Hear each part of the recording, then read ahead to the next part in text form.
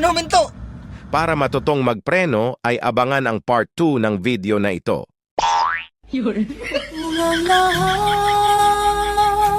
Kailan ang part 2? Ngayong araw ay tuturuan ko kayo kung paano magmaneho ng automatic na sasakyan. Ilagay ang seatbelt.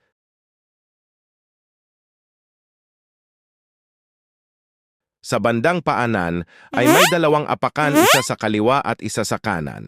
I-start ang kotse, makikita sa bandang kanan ang push button. Siguraduhing nakaapak ang paa sa bandang kaliwa na apakan. Uy, mandar nga. Ayos ah. Dahan-dahang bitawan ang handbrake at habang patuloy na nakaapak ang kaliwang paa sa kaliwang apakan. Hawakan ang kambyo at ilagay sa D at dahan-dahang bitawan ang kaliwang paa habang diinan ang tapakan sa kanang paa. Uy, tumakbo.